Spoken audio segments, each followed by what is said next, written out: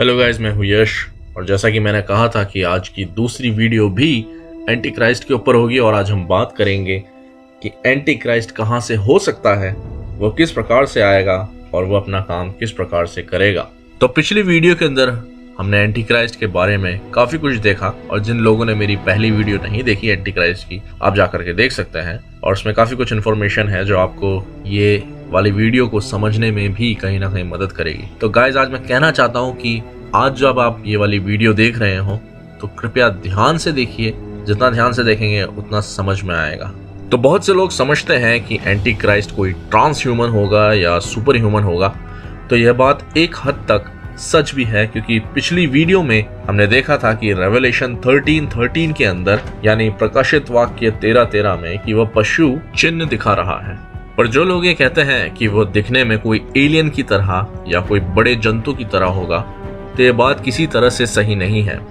ऐसा लोग इसलिए कहते हैं क्योंकि चाइनीज माइथोलॉजी में यह कहा गया है कि ड्रैगन या बड़ा अजगर या पुराना सांप, जो कि चाइनीज लोगों का देवता था, वह ये मानते हैं कि वो जो अजगर है यानी कि वो जो ड्रैगन है वो समुद्र में एक आइलैंड पर आराम कर रहा है और चाइनीज लोग कह रहे हैं कि वो एक दिन वापस आएगा और पूरी पृथ्वी पर उसी का राज होगा।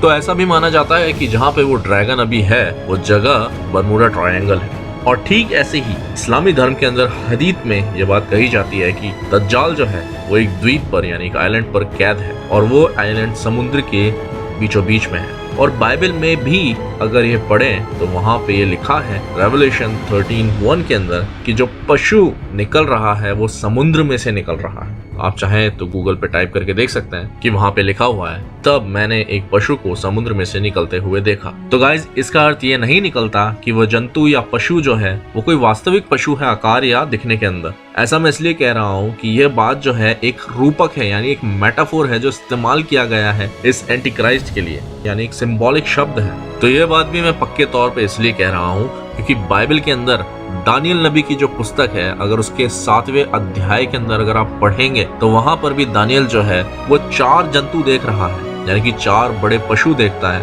और वो पशु भी समुद्र ही में से निकल रहे हैं। तो दानियल जब ये पशुओं को देखता है तो उसका अर्थ ये नहीं निकलता कि वो कोई बहुत बड़े पशु थे। पर यदि आप पढ़ेंगे दानियल नबी की पुस्तक उसका 7वां अध्याय उसके 17 वचन से, तो वहां पे साफ बात लिखी हुई है कि वो 4 जंतु आखिर क्या थे। वहां पे लिखा है उन 4 बड़े बड़े जंतुओं का अर्थ 4 राज्य हैं जो पृथ्वी पर उदय होंगे। तो यहाँ हम साफ देख सकते हैं कि जो 4 जंतु थे वो 4 बड़े राज्य थे। तो इसी प्रकार का एक सपना राजा नबूकदनेस्सर जो कि दानियल के समय में था, उसने भी ऐसा ही एक सपना देखा। उसमें उसने एक मूर्ति देखी थी जिसका सिर सोने का था, जिसकी छाती चांदी की थी, जिसका पेट और जांघें पीतल की थी, जिसकी टांगें लोहे की थी और जिसके पैर जो थे वो मिट्टी के थे। तो उसमें और दानियल के सपने में समानता एक जैसी है। राजा नबूकदनेस्सर का अगर आप स्वप्न जानना चाहते हैं तो वो दानियल नबी की पुस्तक के अंदर 2 अध्याय में, और दानियल का अगर आप सपना जानना चाहते हैं तो वो दानियल नबी की पुस्तक उसके 7वें अध्याय के अंदर है। और दोनों ही स्वप्न एक ही मतलब रखते हैं। अब दानियल जो स्वप्न देखता है जिसके अंदर 4 जंतु जो हैं वो समुद्र से निकल रहे हैं, उसमें पहला जंतु सिंह के समान दिख रहा था और उसके पंख उकाब के थे। फिर हम देखेंगे दूसरा जंतु, तो दूसरा जंतु जो है वो रीछ के समान दिख रहा था और उसके मुंह में दांतों के बीच में 3 पसलियां थी। और तीसरा जंतु जो था वो चीते के समान था, उसके 4 सिर थे और उसके 4 पक्षियों के से पंख थे। अब ये जो चौथा जंतु था ये दिखने में बड़ा डरावना था और पहले के 3 जंतुओं से दिखने में थोड़ा अलग था। इसके 10 सींग थे और ये अपने पांव से सब कुछ रौंद डालता था। तो लोग इसको एक कैटेगरी देते हैं कि ये चौथा जंतु हो सकता है शायद ड्रैगन है या फिर ये एक डायनासोर के समान दिखता था। तो ये हम नहीं जानते कि चौथा जंतु कैसा दिखता था, पर इसको माना जाता है कि इन 3 जंतुओं से बिल्कुल अलग था। तो जैसा मैंने आपको बताया कि समुद्र से जो निकले ये 4 पशु थे, ये 4 बड़े राज्य थे। तो दानियल से पहले 2 राज्य आ चुके थे जो कि मिस्र और असीरिया थे। उसके बाद ये 4 राज्य दानियल के समय में आए। तो राजा नबूकदनेस्सर का स्वप्न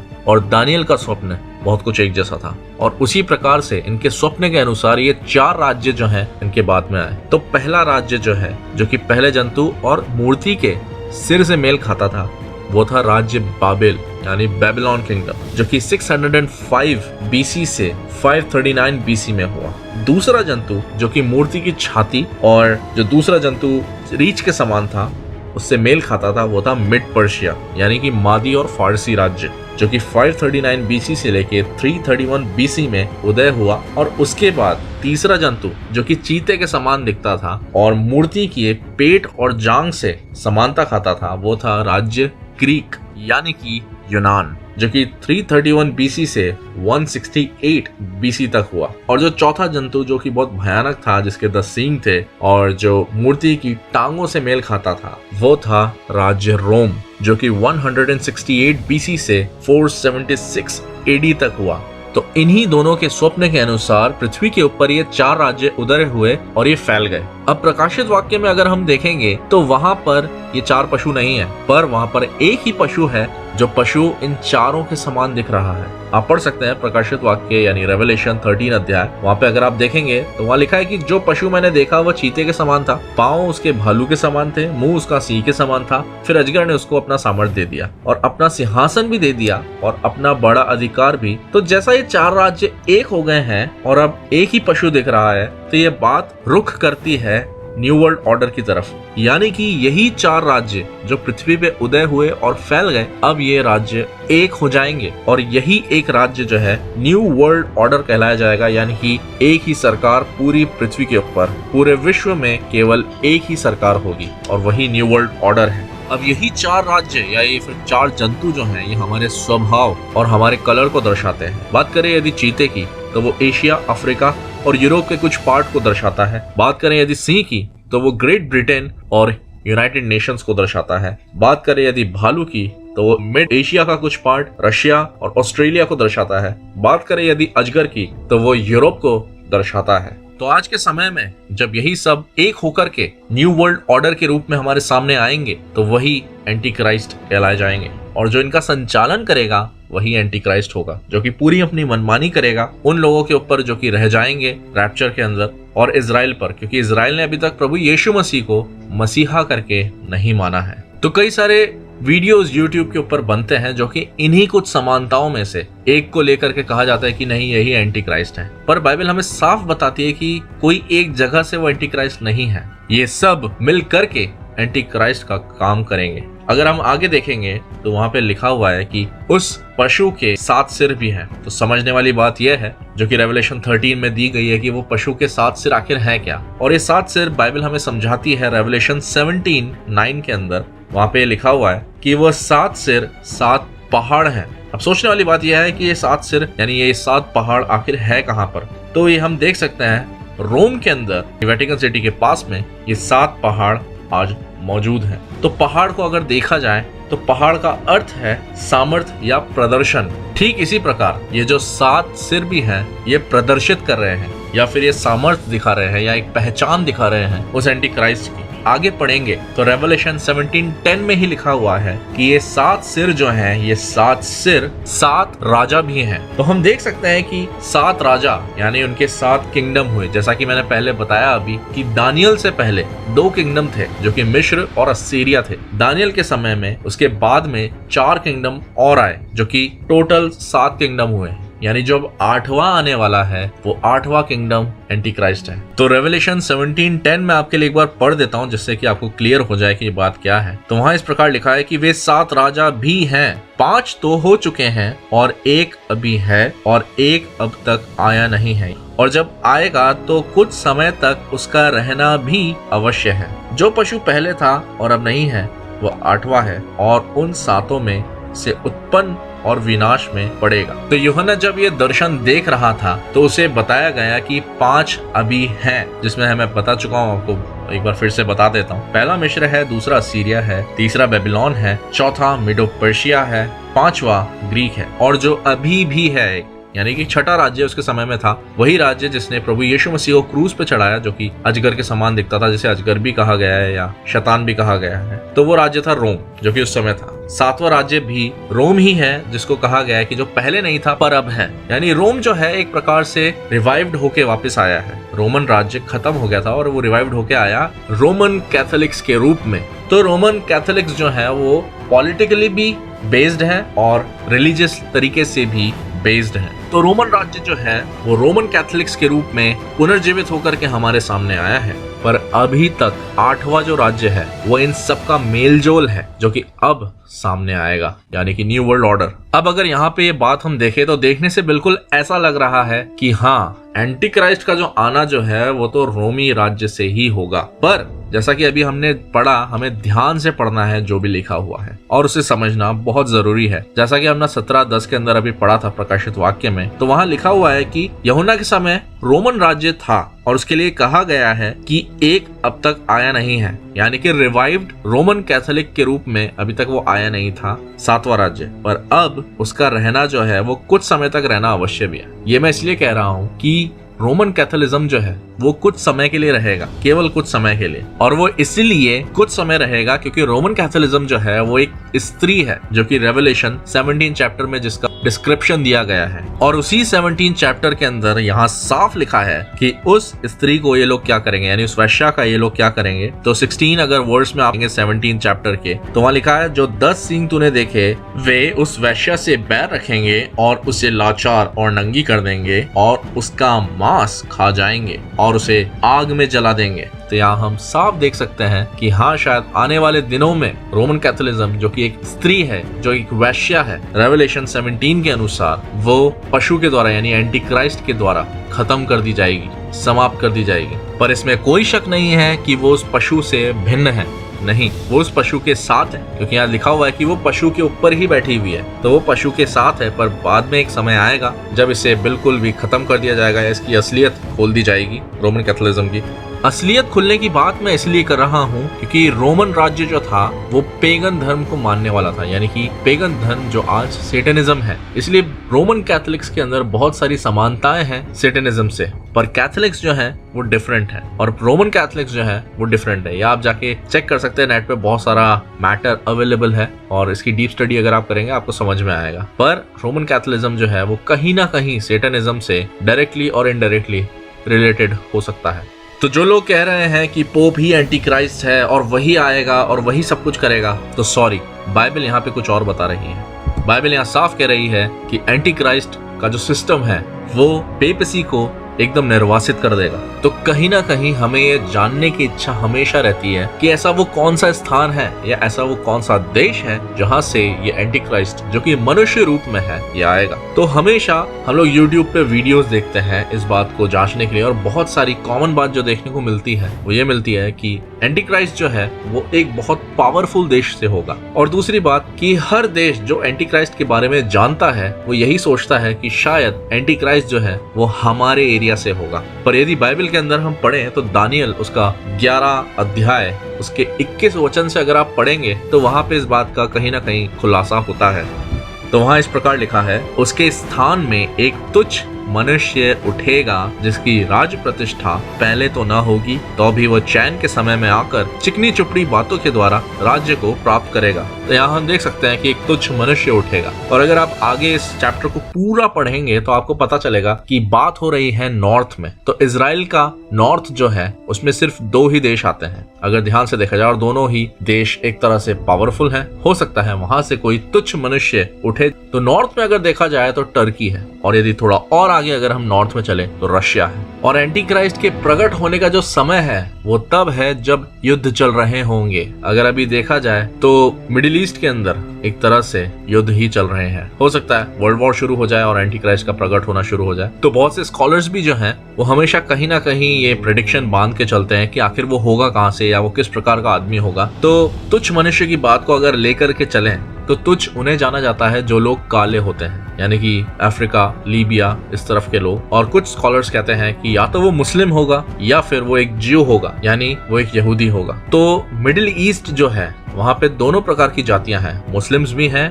और यहूदी भी हैं, और दोनों ही के बीच में काले रंग के लोग हैं। और एक तरह से देखा जाए तो वो एशियाई अफ्रीकी रेस में से आए हुए लोग हैं। ऐसा स्कॉलर्स इसलिए कहते हैं क्योंकि वह पशु जो है वो चीते के समान दिख रहा है। तो चीता जो है वो येलो कलर का भी होता है और उसके ऊपर ब्लैक स्पॉट्स होते हैं। तो यहाँ पे इसी सिमिलैरिटी को इससे रिलेटेड किया जा रहा है, वो यह है कि वो एशियाई अफ्रीकी होगा, यानी वो एक काला आदमी होगा पर वो रहने वाला एशिया का होगा। और काले लोगों ही को तुच्छ समझा जाता है, यानी उन्हें निचला स्तर दिया जाता है, यानी कि वो एक तुच्छ मनुष्य होगा जिसकी राज प्रतिष्ठा पहले तो ना होगी पर बाद में जरूर होगी। तो ये एक प्रेडिक्शन प्रेडिक्शन है जो हमेशा कोई ना कोई स्कॉलर्स मान के चलते हैं। पर यदि आप मुझसे पूछते हैं कि वो कहां से होगा, तो प्रेडिक्शन के तौर पे मैं ये कह सकता हूं कि वो इजराइल से होगा। ऐसा मैं इसलिए कह रहा हूं कि दानियल 11 ही के अंदर यदि आप उसके 37 वर्ष से पढ़ेंगे तो वहां पे लिखा है कि वह अपने पुरखाओं के परमेश्वर की चिंता नहीं करेगा, ना स्त्रियों के प्रति कुछ चिंता करेगा और ना किसी देवता की, क्योंकि वह अपने आप ही को सबों के ऊपर ठहराएगा। और यदि थोड़ा और आगे अगर आप पढ़ेंगे इसी चैप्टर में 39 वर्स में, तो वहां पे लिखा हुआ है कि वह अपने लाभ के लिए अपने देश की भूमि को बांट देगा। तो एक तरह से अगर देखा जाए तो वो एक धोखेबाज जन होगा जो कि अपने देश की भूमि को बांट देगा। अभी भी इजराइल के अंदर यरूशलेम को फलिस्ती देश में देने की बात की जा रही है। हो सकता है इन्हीं समयों में कोई अगर ऐसा लीडर आता है जो इस प्रकार की धोखेबाजी करेगा, तो हो सकता है वो अपनी भूमि को बांट दे। और मैं ऐसे जन को धोखेबाज इसलिए कह रहा हूँ क्योंकि यहूदा इस्करियोती भी एक प्रकार का धोखेबाज जन था जिसने प्रभु यीशु मसीह को पकड़वाया धोखेबाजी करके, और उसके लिए एक शब्द इस्तेमाल किया गया था जो कि प्रभु यीशु मसीह ने यूहन्ना 17:12 में कहा है कि विनाश के पुत्र को छोड़ उनमें से कोई नष्ट नहीं हुआ। और इसी प्रकार हमने देखा है कि पौलुस भी दूसरा थिस्सलुनीकियों उसके दूसरे अध्याय में उसके 3 वचन में कहता है कि क्योंकि वह दिन न आएगा जब तक धर्म का त्याग न हो ले और वह पाप का पुरुष अर्थात विनाश का पुत्र प्रकट न हो। तो यह जन एक धोखेबाज होगा जो कि अपने देश की भूमि को बांट देगा। तो हमें अभी तक इस बात का इंतजार करना है ऐसा वो कौन जन आता है जो अपने देश की भूमि को बांटने की कोशिश करेगा। और ये बात भी जरूरी नहीं है कि वो इजराइल ही से हो। ऐसा भी मैं इसलिए कह रहा हूँ कि पशु जो है वो सिर्फ और सिर्फ चीते के समान नहीं है, वो सबका मेल जोल है। तो एंटी क्राइस्ट अगर देखा जाए तो कहीं से भी आ सकता है। और अब इसी एंटी क्राइस्ट जो कि एक मनुष्य है, इससे जुड़े एक पहलू के ऊपर जाएं यदि हम, तो हम एक और देख सकते हैं। जो तीसरा पहलू है वो ये है कि या तो वो होमोसेक्सुअल होगा या फिर वो एक रोमन कैथोलिक भी हो सकता है। ऐसा भी मैं इसलिए कह रहा हूँ कि दानियल उसके 11 अध्याय में जब आप आगे पढ़ेंगे तो वहां पे ये भी लिखा है कि वो स्त्रियों के प्रति कुछ चिंता नहीं करेगा।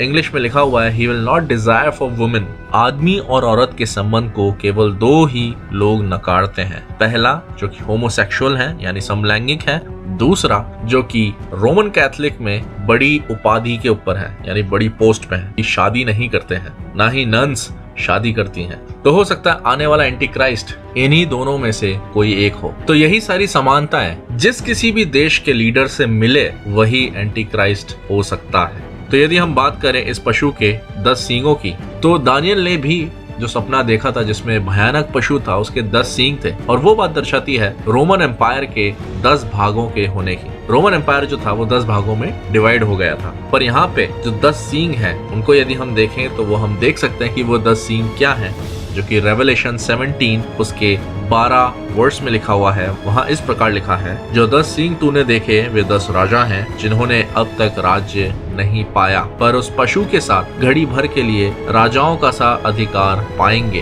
तो ये राजा कौन है ये अभी हम कह नहीं सकते क्योंकि अभी ट्रिबुलेशन टाइम नहीं चल रहा है। जिस समय महाक्लेश आएगा यानी ट्रिबुलेशन टाइम आएगा तब ये 10 राजा शायद दिख जाए, और वो दूसरा पशु भी जो कि पृथ्वी में से निकलेगा हो सकता है वो भी उस वक्त दिख जाए, पर अभी तक यह आइडेंटिफाई कर पाना थोड़ा मुश्किल है। पर इस बात में कोई शक नहीं कि वो जो दूसरा पशु है वो एक धर्मगुरु होगा जो कि एक बहुत छोटी सी जगह से आएगा। तो अभी भी आप में से बहुत से लोग कंफ्यूज होंगे कि एंटी क्राइस्ट आखिर है क्या वो सिर्फ एक गवर्नमेंट है या फिर सिर्फ एक आदमी है। तो आपका ये कंफ्यूजन मैं इसी वीडियो में इसी टॉपिक को लेकर के आज समाप्त करना चाहूंगा। वो ये है कि एंटी क्राइस्ट यानी जो शैतान जो है वो हमेशा अपना कार्य जो करता है वो 2 तरीकों से करता है, और इसे जानना बहुत ज्यादा जरूरी है। तो शैतान के जो 2 कार्य हैं वो उसकी पर्सनैलिटी यानी उसके व्यक्तित्व को दर्शाते हैं। तो उसके कार्यों में पहला तरीका यह है कि शैतान हमेशा खुद को परमेश्वर के तुल्य बताने की कोशिश करता है, और उसका खुद का कोई इजाद किया हुआ तरीका नहीं है।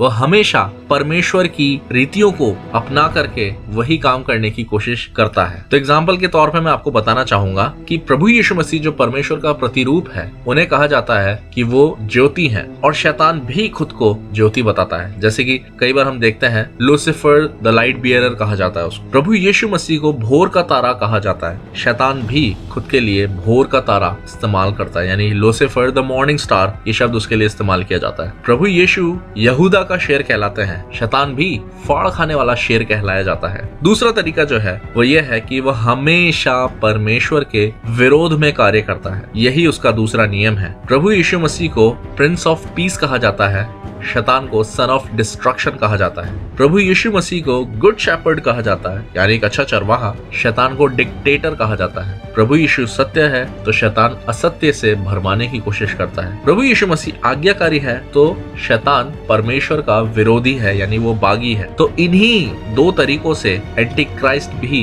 काम करेगा। और एंटी क्राइस्ट शब्द ही हमें बताता है कि क्राइस्ट का उल्टा। तो जिस प्रकार परमेश्वर स्वर्ग में है और अपने पुत्र के थ्रू सारा कार्य उन्होंने किया और अपना राज्य स्थापित पृथ्वी के ऊपर किया, उसी प्रकार शैतान भी खुद का पुत्र भेजेगा, जिसका अर्थ है वह अपना कार्य मनुष्य में हो करके करेगा। जिस प्रकार मसीही लोग यानी जो प्रभु यीशु मसीह को मानते हैं वो लोग परमेश्वर का मंदिर है, प्रभु यीशु मसीह का मंदिर है, ठीक उसी प्रकार से शैतान भी एक धोखेबाज व्यक्ति को अपना मंदिर बनाएगा। जिस प्रकार परमेश्वर का राज्य आत्मिक रीति से, स्पिरिचुअल रीति से पृथ्वी के ऊपर आया, शैतान ठीक उसका उल्टा करेगा। वह अपना राज्य पृथ्वी पे स्थापित करेगा न्यू वर्ल्ड ऑर्डर के रूप में। जिस प्रकार परमेश्वर आत्मिक रीति से अपने चुने हुओं पर सील लगाएगा, ठीक उसी प्रकार शैतान उल्टा करेगा और वो फिजिकली रूप में मनुष्य के ऊपर सील लगाएगा 666 की। बहुत सारे यूट्यूब वीडियोस हैं जिनके अंदर कहा जाता है सबत का नियम बदलने के दिन को 666 की सील कहा जाता है, लेकिन बाइबल साफ कहती है कि वो एक मार्क है, एक नंबर है जो कि फिजिकली मनुष्य के